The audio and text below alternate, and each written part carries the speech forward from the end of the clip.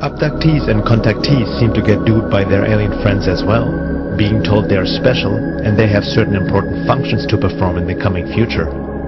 Some abductees claim that they have given permission for abduction through their unconscious mind and have developed a kind of a Stockholm syndrome, worshipping their abductors. What needs to be kept in mind is that these beings are able to create virtual realities, trigger emotions, and implant thoughts. I believe now that the reported and confirmed details in all of these reports are strong evidence against accepting consciously recalled alien encounter reports at face value because of the illusion capabilities, because of the screens, and because of the virtual reality technology that we have witnessed being manifest by these entities.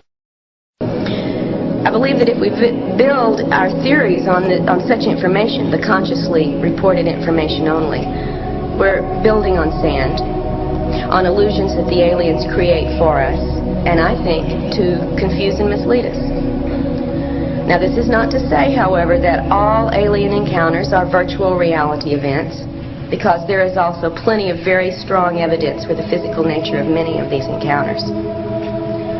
So to be perfectly objective, the definition of abduction would have to include any event or scenario that is generated externally for the targeted person, whether it be a physical encounter, a virtual reality scenario, or a telepathic contact. Some people reported they felt this love when they had a UFO sighting. Well, looking a bit deeper into it all, a supposed feeling of love is by no means an indication that these are benevolent beings, considering they seem to be able to induce emotional states into humans at will. We can easily be emotionally manipulated, and we can be very impressionable beings. Movies are a good example of how sound and vision cry or be scared, let alone what hyperspace technology might be capable of that is clearly far superior than anything known to man. They can play any scenario to make the abductee feel as if it is a spiritual experience. Hence many contactees claim these alien beings are benevolent, despite the fact that abductions happen against their free will to begin with.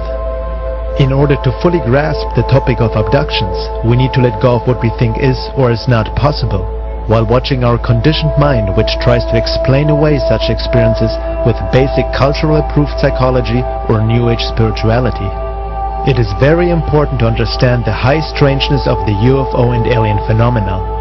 People who haven't really looked into it carefully paint pictures too fast, asking how all this could be possible on such a grand scale without anyone really noticing.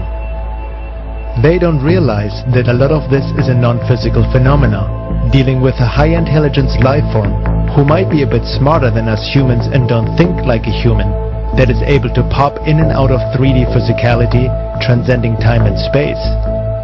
They can insert thoughts, memories, emotions, and change appearances, such as past loved ones, Jesus, the Virgin Mary, Santa Claus, a Pleiadian, and so on, depending on the belief system of the abductee.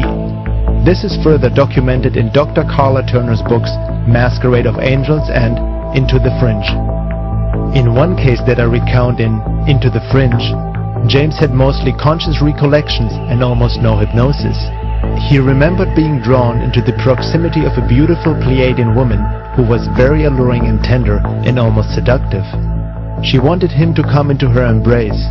When he got into the embrace and thought she was going to kiss him, she disappeared entirely, and what was left in her place was a purplish-black, bumpy, almost slimy-looking character with fairly asymmetrical features. I have encountered the same type of creature in a couple of other cases. The entity was very strong. Instead of embracing James, the creature threw him down on the ground and shoved a 2-foot-long tube down his throat, into his stomach, and pulled up stomach juices. The next day, he still had some of the bile taste. The interior of his throat was sore, and he discovered claw marks around both sides of his neck where he had been held down. Laura Nadjajek writes in The High Strangeness of Dimensions, Densities, and the Process of Alien Abduction. Another disturbing factor that emerged from my research was that these beings, whether demons, vampires, or aliens, seem to have the ability to control our thoughts to a certain extent, our physical bodies, the weather, and even events in our lives. Many people reported that their abductors were benevolent beings, but when we consider all the factors of the big picture of the phenomena, it seems that such stories of benevolence may be misleading. The first matter is the intrinsic deception at the heart of this agenda. And that's something that's become clearer with every new report that surfaces. Whether we choose to call it screen memory, telepathic mind control, technological mind control, or virtual reality scenarios, the entities involved in the abduction phenomenon employ masterful illusory capabilities. And I don't think the importance of this fact can be stressed strongly enough. It must affect all of our thinking and our research when it comes to these alien-human contacts. When we talk about the possibility of an alien race of high intelligence that exists outside our range of perception on a higher density, it doesn't mean that they are automatically spiritually evolved or loving angels. This also doesn't imply that there aren't any benevolent beings on higher realms of existence. However, there is a heavy romanticizing of the alien UFO phenomenon. Could there not be the possibility that there is an alien intelligence that has been around far longer than we imagine, and who may look at us like we look at and use in many ways lower life forms on this planet as a resource and even as food? Food doesn't have to be physical, and these beings seem to feed off our emotions and energy.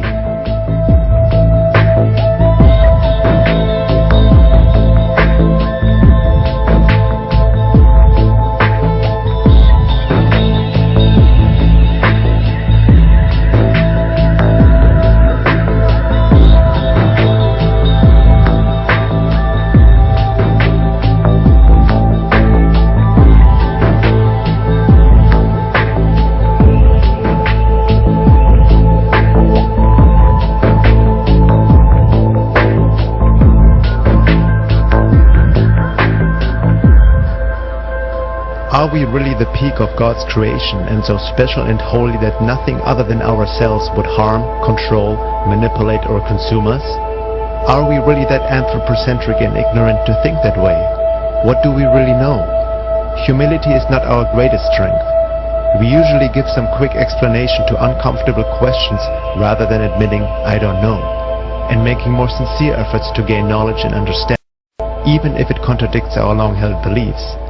We trust official authority, science, religion, government to give us these answers so we can go on and make a living, not needing to think too much about the more disturbing aspects of our world. But maybe our official culture, with its institutions, is also a product of and influenced by the other, the alien mind, or predator, as Don Juan called it.